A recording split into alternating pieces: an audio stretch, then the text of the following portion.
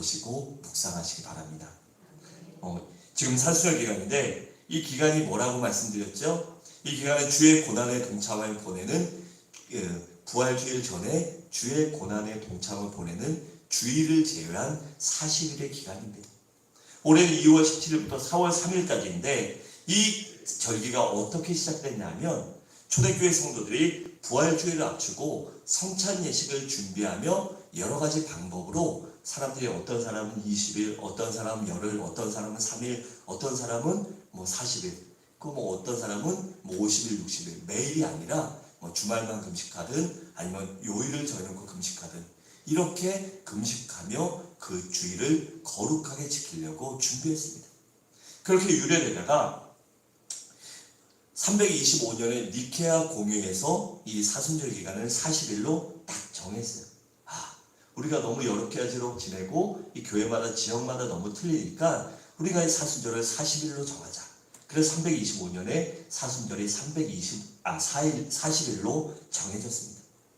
그래서 이 사순절 기간은 절장으로 몸과 마음을 깨끗이 하고 예수님에 대한 묵상을 하며 보내는 그러한 절기입니다.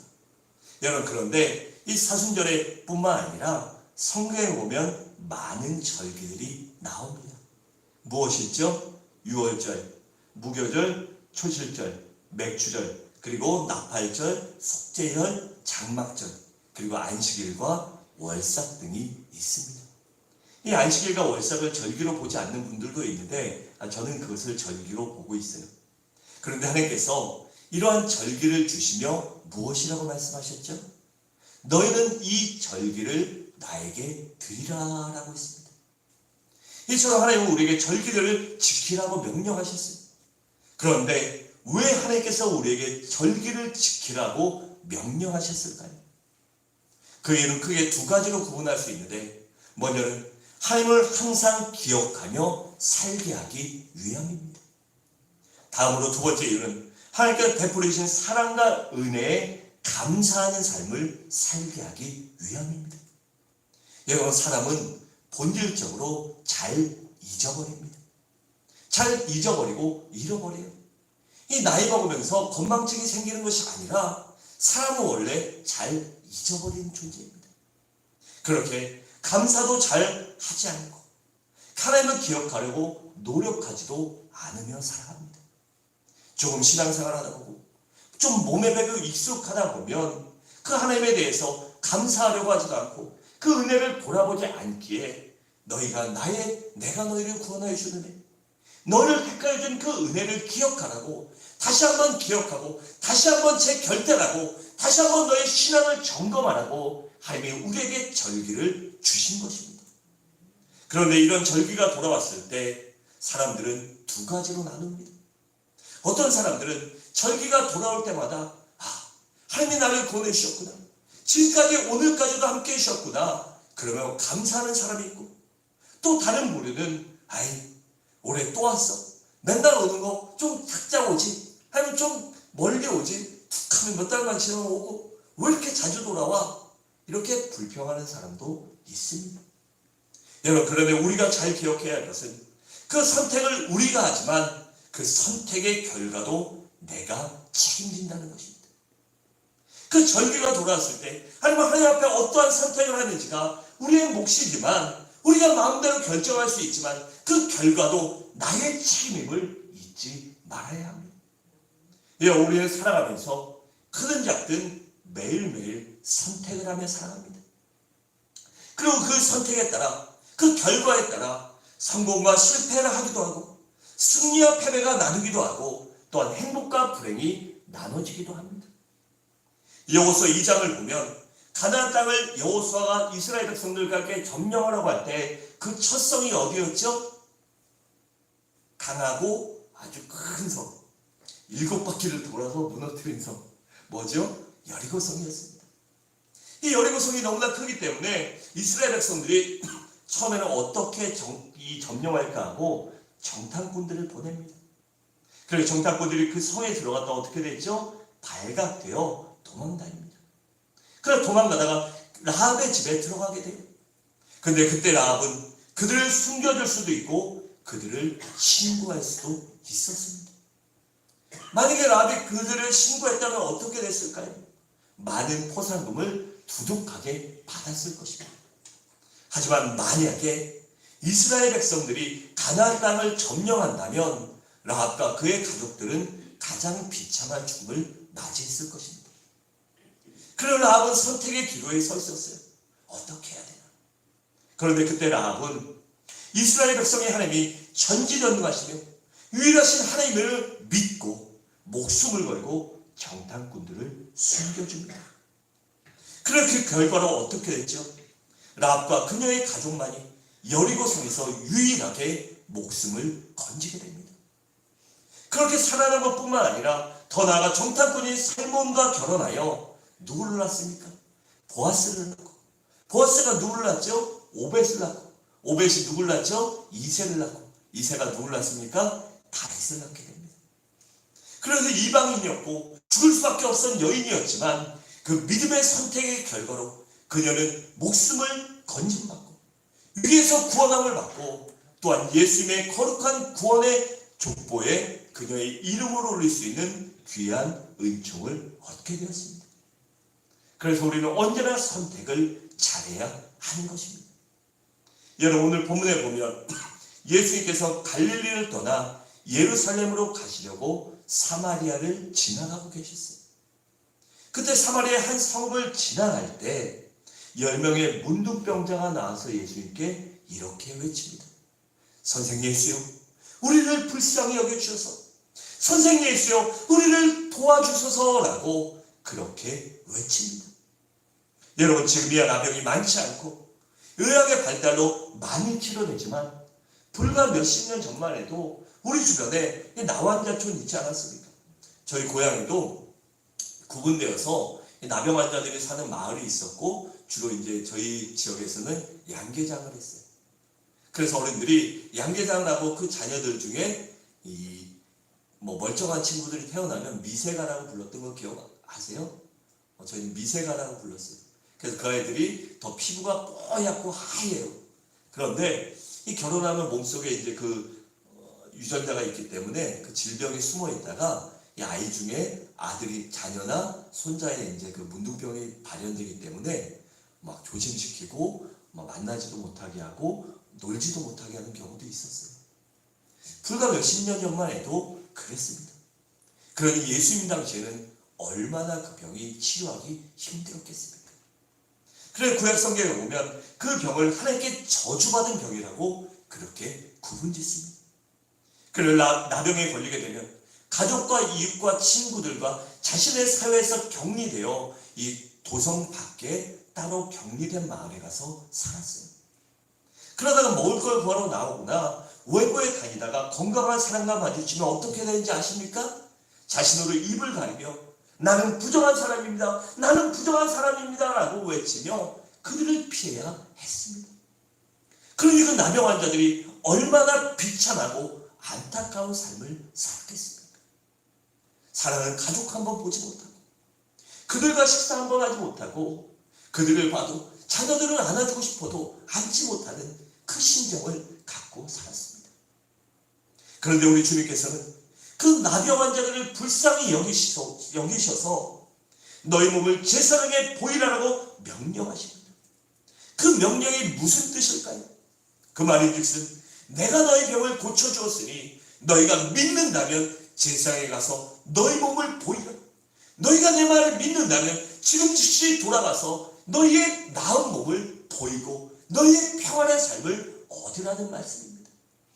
그래서 10명의 나병 환자들이 주님의 말씀을 믿고 제사장을 향하여 확신을 가지고 나아갑니다.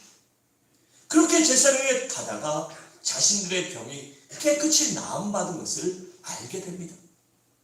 그런데 그 다음이 문제였습니다. 9명의 유대인 문둥병자들은 각기 제 갈 길로 갑니다.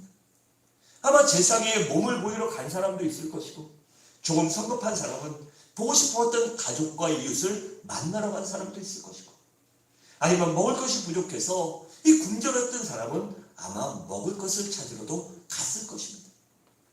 이렇듯 자기가 원하는 대로 자기 마음의 소원대로 그들은 자기의 갈 길을 갔습니다.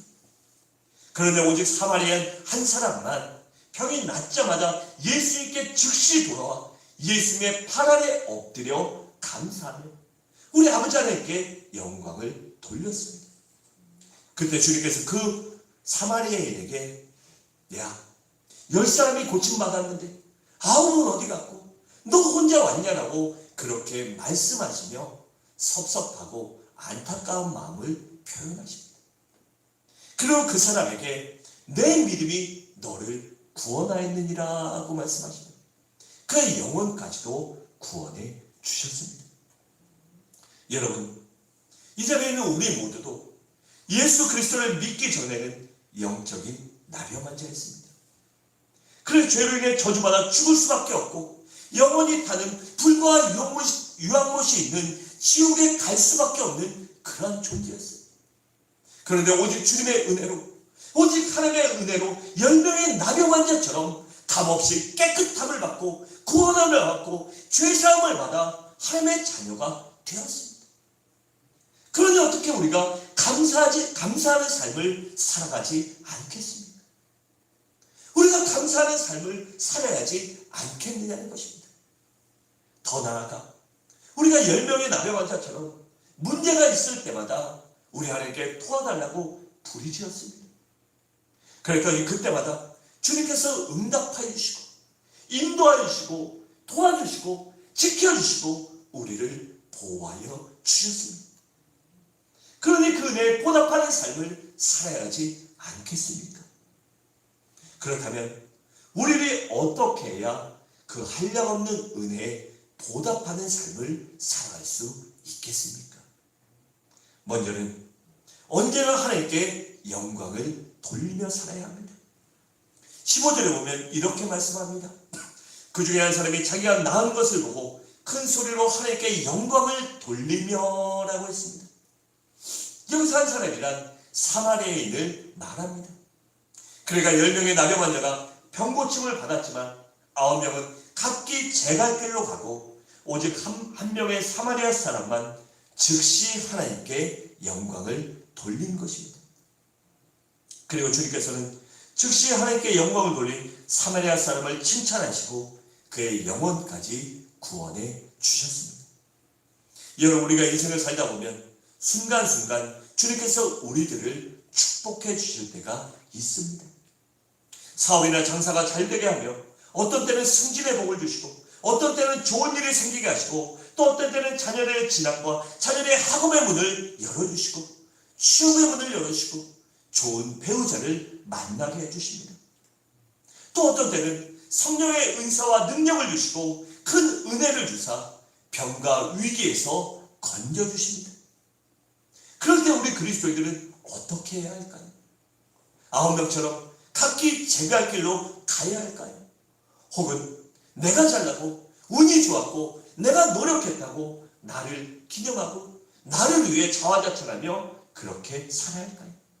아니면 이 모든 것이 하나님의 은혜라고 고백하며 오직 하나님께 영광을 돌려야 할까요? 사무엘상 7장에서는 미스바에서 사무엘이 이스라엘 백성들과 회개의 성회를 엽니다. 그리 모여 우리가 하나님께 범죄하였다. 우리가 하나님께 이제 다시 한번 마음을 정하고 하나님을 위하여 살아가자라고 그렇게 회개의 성회를 였는데 그때 마침 블레셋 군이 쳐들어옵니다. 이게 얼마나 안 좋은 상황이에요. 그리 예배하기에 모였고 그리 하나님께 감사하기에 모였는데 그때 적군이 쳐들어왔으니 그들은 아무런 준비가 되지 않았습니다. 그때 이스라엘 백성들이 사무엘이 하나님께 도와달라고 부르짖습니다. 그렇게 하나님께 부르짖었더니 하나님께서 어떻게 하셨죠? 큰 우레를 바라여 이 블레셋 사람들을 이기고 그들에게 승리케 하여 주십니다. 그래서 사무엘은 너무나도 감사해서 승전비를 세우고 거기에 에벤에셀이라고 새깁니다. 여러분, 에벤에셀의 뜻이 무엇이죠? 하나님이 여기까지 도우셨다입니다. 그러니까 지금까지 하나님이 도우셨고 이번 전쟁에서 하나님이 승리케 하셨다고 사무엘과 백성들은 하나님께 영광을 돌렸습니다. 하지만 사무엘상 15장에 보면 사울왕은 블레셋과의 전쟁에서 자신의 힘이 아닌 하나님의 은혜로 승리하게 됩니다. 그런데 그럼에도 불구하고 그는 하나님께 영광을 돌리지 않고 나의 자신을 그 자신을 위하여 기념비를 세웁니다. 내가 블레셋과의 전투에서 이겼다라고 자신의 치적과 공로만을 자랑하며 하나님께 영광을 돌리지 않습니다. 그래서 그걸 보는 하나님께서 그를 괘씸히 여기고 그를 버리셨습니다.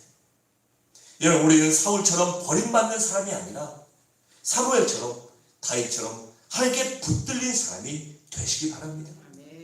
시편 30편 11절과 12절에 보면 다윗이 노년에 자신의 인생을 회고하며 하나님이 도와주심을 이렇게 고백합니다. 우리 함께 읽도록 하겠습니다. 시작. 주께서 나의 슬픔이 변하여 내게 숨이 되게 하시며 나의 배옷을 벗기고 기쁨으로 띠띠우셨나이다. 이는 잠잠하지 아니하고 내 영광으로 주를 찬송하게 하시니 여호와 나의 하나님이여 내가 주께 영원히 감사하리라. 아멘. 이렇게 다윗은 노년의 자신의 삶을 바라보며 그 많은 부귀와 명예를 가졌음에도 불구하고 그것이 모두 다 하나님의 도우심이었고 그것이 모두 다 하나님의 은혜였다고 하나님께 영광을 돌립니다. 또 마태복음 6장 33절을 보면 이렇게 말씀합니다. 그러므로 너희는 먼저 그의 나라와 그의 의를 구하라. 그러면 이 모든 것을 너희에게 더하시리라고 했습니다. 그러므로 우리 하나님께 영광을 구할 때, 하나님의 의를 구할 때, 오직 하나님을 위하여 구할 때 그것들이 우리에게 모두 다 더해지는 은혜임을 잊지 마시기 바랍니다. 또 베드로는 4장 11절은 이렇게 말씀합니다. 만일 누가 말하려면 하나님의 말씀을 하는 것 같이 하고 누가 봉사하려면 하나님이 공급하시는 힘으로 하는 것 같이 하라. 이는 범사의 예수 그리스도로 말미암아 하나님이 영광을 받으시게 하려 함이라고 했습니다. 바라오늘 이 자리에 우리 성도님들은 모두 항상 모든 일에 하나님께 영광을 돌리시기 바랍니다. 아멘. 내가 승리한 것도, 내가 건강한 것도, 내가 사랑하는 것도 모두 다 하나님의 은혜임을 고백하고 하나님께 찬양과 영광을 올려드리는 우리 성도님 되시길 주님의 이름으로 축원합니다. 아멘. 둘째로 우리 그리스도인들은 언제나 주님께 감사해야 합니다. 16절에 보면 이렇게 말씀합니다.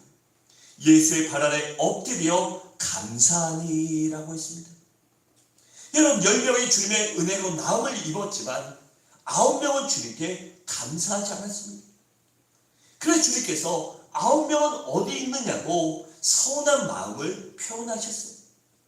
하지만 사마리아에 있는 한 명은 즉시 돌아와 우리 주님께 감사했습니다. 그래서 주님께 칭찬받고 그의 영혼까지 구원받는 복을 얻게 됩니다.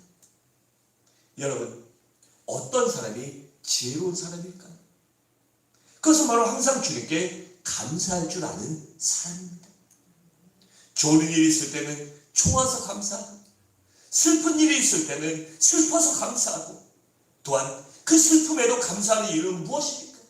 하나님이 내가 믿음으로 하나님을 의지하기 때문에 하나님이 합력하여 선을 이루어 주실 것이다. 나의 슬픔과 눈물이 변하여 기쁨과 웃음으로 변하게 하여 주실 것이라는 그 믿음으로 감사해야 합니다. 우리가 믿음으로 감사할 때 하나님께서 반드시 합력하여 선을 이루고 화가변의 복이 되게 하시는 전하의 복의 은혜를 허락하시기 때문입니다. 시편 50편 23절에 보면 이렇게 말씀합니다. 감사하고 제사를 드린 자가 나를 영화롭게 하나니 그 행위를 옳게 하는 자에게 내가 하나님의 구원을 보이리라고 했습니다. 또 79편 13절에 보면 우리는 주의 백성이요 주의 목장의 양이니 우리는 영원히 주께 감사하며 라고 했습니다. 이처럼 하나님 앞에 영원히 감사하며 내가 하나님의 자녀고 하나님의 백성이기에 내 아버지께 감사한다고 우리도 고백하시기 바랍니다. 다니엘서 2장 23절을 우리 함께 읽도록 하겠습니다. 시작. 하나님이여 주께서 이제 내게 지혜와 능력을 주시고 우리가 주께 구한 것을 내게 알게 하셨사오니 내가 주께 감사하고 주를 찬양하나이다. 아멘. 여러분, 다니엘은 어떤 사람입니까? 이 이국 땅에 포로로 끌려가 힘든 생활을 했어요. 그런데 그 힘든 생활 가운데서도 오직 믿음을 지켰고 하나님의 말씀을 지키기 위해 부단히 노력했던 사람입니다. 그렇게 말씀대로 살아가며 말씀대로 이방신에게 제사드린 음식을 먹지 않으라고 그렇게 목숨을 걸고 한번 했었어요. 그랬더니 하나님께서 도와주셔서 더 그들이 이방의 고기를 먹은 사람들보다 더 건강하고 이 윤기가 있고 더 총명하게 하여 주시사 믿음을 지킬 수 있게 도와주시죠. 그렇게 여러 번 은혜를 받습니다. 그런데 어느 날 내가 하나님 앞에 아침 저녁으로 저녁 시간을 정하고 기도하겠다. 그렇게 그 작정하고 기도하며 살아갈 때 정적들이 그를 모함합니다. 하나님 앞에 열심히 기도하고 말씀대로 살고 믿음대로 살면 좋은 일이 있어야지 그는 오히려 그것이 화가 되어 그 정적들이 그를 고발하고 그 이방 왕의 다른 신에게 섬기거나 기도하는 자는 사자굴에 넣는다는 그런 안 좋은 이 정적들의 모함으로 인하여 왕이 조서에 사인하고 사자굴에 들어가는 신세로 전락하게 됩니다.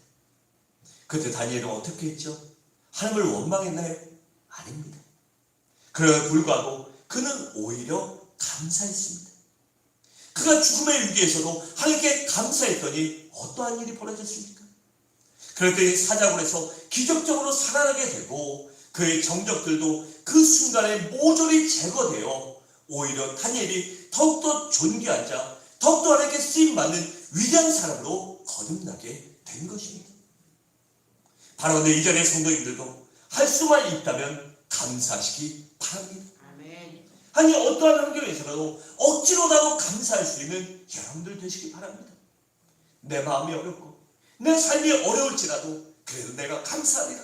하나님이 도와주시는 믿음으로 모든 상황에서라도 감사할 수 있는 여러분 되시기 바랍니다.